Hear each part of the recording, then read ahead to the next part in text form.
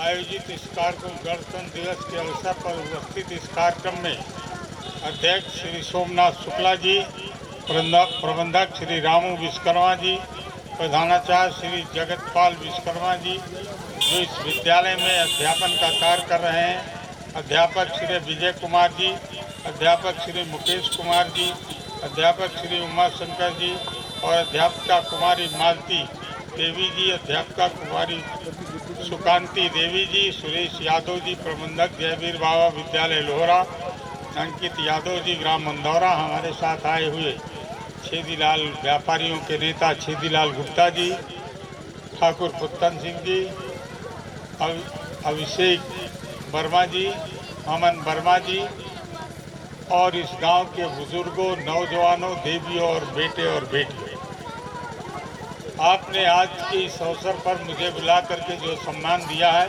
उसके लिए मैं आप सबको बहुत बहुत धन्यवाद देता हूँ और अपेक्षा करता हूँ, उम्मीद करता हूँ कि बच्चे के भविष्य को बनाने संवारने का काम आप मजबूती के साथ अध्यापक गण करेंगे, प्रथम प्रबंधक जी इसका ध्यान रखेंगे, क्योंकि हम लोग विद्यार्थी राजनीति से निकल करके राजनीति में आए, नौजवानों के लिए लड़ते रहे, विद्यार्थियों के सवालों को लेकर के लड़ते रहे। हम कानपुर विश्वविद्यालय के छात्र संघ के अध्यक्ष रहे, कानपुर के डीएवी कॉलेज के छात्र संघ के अध्यक्ष रहे। विद्यार्थी राजनीति से हम राजनीति में निकल करके आए हैं, तो मेरा हमेशा ये कर्तव्य रहा है और ये सोच रही कि बच्चों का कैसे भविष्य अच्छा बने, कैसी शिक्षा व्यवस्था हो, कैसे बेरोजगारों को काम मिले, कैसे इन बच्चों के साथ बेहतर भविष्य के साथ खिलवाड़ ना होने पाए। हमारी जब सरकार थी 12 से 17 तक अखिलेश यादव जी मुख्यमंत्री थे, तो अपने क्षेत्र में 3 गवर्नमेंट के इंटर कॉलेज लाने का काम किया। एक आपके बगल में लोहरा में बनवा करके तैयार करवाया और 5 साल तक बंद पड़ा रहा। हम जब विधायक बने, एक बार हम हार गए थे 17 से 22 के बीच में। 5 साल तक ये विद्यालय अधूरा पड़ा रहा, बंद पड़ा रहा। बंद करके तो तैयार हो गया था, नियुक्तियां नहीं हुई। यही हाल बीरा के विद्यालय का रहा। बीरा में भी जीआईसी इंटर कॉलेज हम लाए, एक लोहरा में लाए, एक बीरा में लाए और एक मरका में। ये तिरहार का इलाका शिक्षा से बहुत वंचित था, यहाँ इंटर कॉलेज नहीं थे। यहाँ अगर बच्चा और बेटा और बेटी पढ़ते थे तो 5 तक पढ़ लेते थे। ये बहुत ज़्यादा, अगर गांव में जूनियर हाई स्कूल हुआ तो जूनियर हाई स्कूल तक पढ़ लेते थे, दूर इतनी नहीं जा पाते थे। इसलिए उनकी शिक्षा के लिए हमने गवर्नमेंट के 3 इंटर कॉलेज बनवाए। जब 22 में हम दोबारा विधायक बने तिवारा, तब सरकार से लड़ करके नियुक्तियाँ करवाई और वो अप्रैल के महीने में चालू हो पाए विद्यालय। हम बच्चों की टेक्निकल शिक्षा के लिए समौनी में बनवाया। ITI नहीं, कोई ITI नहीं था बबेरू क्षेत्र में। अगर ITI टेक्निकल शिक्षा के लिए अगर किसी बच्चे को टेक्निकल शिक्षा प्राप्त करनी होती थी तो उसे जाना पड़ता था बांदा, फतेहपुर या चित्रकूट। हमने बबेरू क्षेत्र में ही बना करके तैयार कर दिया और बहुत सी योजनाएं लाए। 72 तो खाली नई सड़कें बनवाई थी हमने, 72।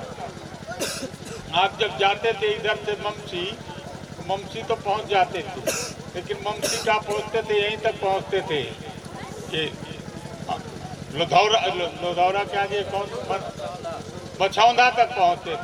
बछौदा के आगे सड़क बनी हुई थी, वो मुसलमानों का पुरवा है, क्या नाम है उसका, कोलौरा तक बनी हुई थी। लेकिन सीधे बछौदा से ममसी जोड़ने का काम हमने किया और ममसी से सीधे सिंहपुर जोड़ने का काम किया। यहाँ पुल बनवाया एक नाले पे, नदी पे, जो बागे नदी पे, जो सीधे ममसी के नीचे पुल बना जो सीधे जोड़ता है, और ये अधूरा पड़ा रहा। हमने पैसा उसी समय पूरा रिलीज करा दिया था, लेकिन बाद में बना।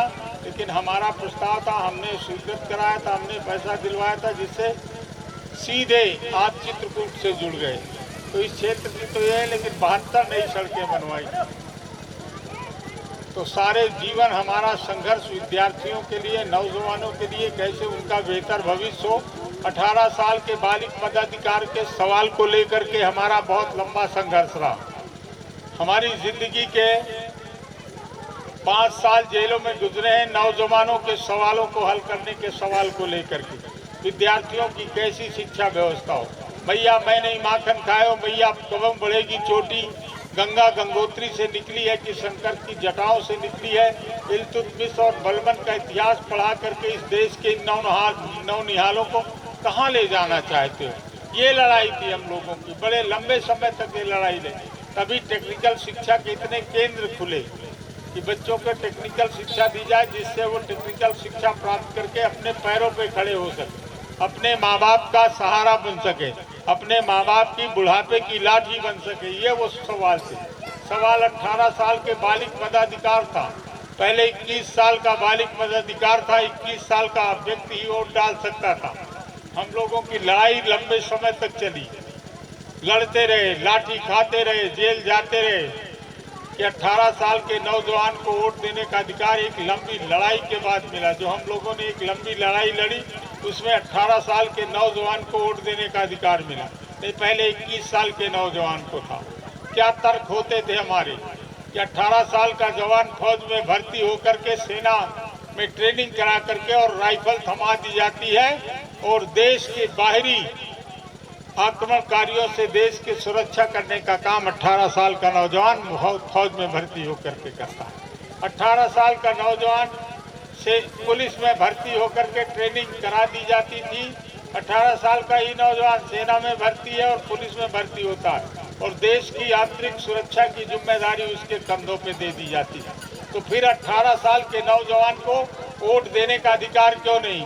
18 साल का नौजवान जब भटकता है शिक्षा ग्रहण करने के बाद और सोचता है कि हमारा भविष्य क्या होगा, तो अपने भविष्य को बेहतर बनाने के लिए 18 साल का नौजवान अपने मनपसंद की सरकार चुन करके अपने बेहतर भविष्य को बेहतर बनाने का काम करेगा। इसलिए 18 साल के नौजवान को बालिग मताधिकार के सवाल पे एक बड़ी लंबी लड़ाई हम लोगों ने लड़ी। जमानी बहुत बार जेल गए, बहुत लाठियां खाई और बेरोजगारों को कैसे काम मिले, बेरोजगारी भत्ता मिले, कैसे बेरोजगारी दूर हो, इन सवालों को लेकर के और बहुत से सवाल थे। लंबी बात हो जाएगी, कार्यक्रम चल रहा है, 4 बजने वाला है, हमको भी कई जगह जाना है। फिर कभी मौका मिलेगा अगली बार बुलाना तो विस्तार से चर्चा करेंगे, बताएंगे कि क्या क्या सवाल हो। नौजवानों के सवाल को लेकर के, किसानों को सवाल को लेकर के, गरीबों मजदूरों के सवालों को लेकर के लड़ते रहे सारी जिंदगी, तब आप यहाँ तक पहुँच पाए हैं। लड़ाई का पूरे देश के पैमाने पे नौजवान विद्यार्थी राजनीति से निकला नौजवान लड़ाई लड़ता था। आज वो लड़ाई नहीं है, आज वो संघर्ष नहीं है जो 80 के दशक में 70 के दशक में संघर्ष था। हम लोग जेलें काटी, मीसा में बंद रहे, DIR में बंद रहे, 18 महीने की जेल रही मीसा और DIR में। आज हम लोकतंत्र सेनानी है, 20,000 रुपया सम्मान राशि देते हैं। मुलायम सिंह यादव जी ने यह सम्मान राशि शुरू की। तो क्या लड़ाई लड़ रहे थे? लोकतंत्र को बचाने की लड़ाई लड़ रहे थे। तो लोकतंत्र के इस देश से खत्म हो गया तो फिर इस देश में कुछ नहीं बचेगा। तो लोकतंत्र बचाने की लड़ाई, और आज भी यही लड़ाई है। समझ लेना, लोकतंत्र खतरे में है, ये संविधान खतरे में है। अगर संविधान रहेगा तो कुछ भी नहीं रहेगा, कोई सम्मान आपका नहीं रहेगा। इसलिए संविधान को बचाना है। इन्हीं शब्दों के साथ मैं इस गुरुकुल विद्या मंदिर के अच्छे भविष्य की कामना करता हूं और मुझे जो बताते रहेंगे वो इनकी मदद करता रहूंगा, सहयोग करता रहूंगा। और बाद में हमारे अनीश जी प्रबंधक हैं जो लोहिया विद्यालय के, वो आ गए हैं, अनीश यादव जी हैं, चौधरी चरण सिंह लोहिया जी के दूसरे हैं, वो है धर्मेंद्र जी, चौधरी चरण सिंह विद्यालय के प्रबंधक जी। आओ कैसे गौतम, ठीक है। इन्हीं शब्दों के साथ आपने जो हमें सम्मान दिया, इज्जत दिया, उसके लिए बहुत बहुत धन्यवाद। जय हिंद, जय समाजवाद।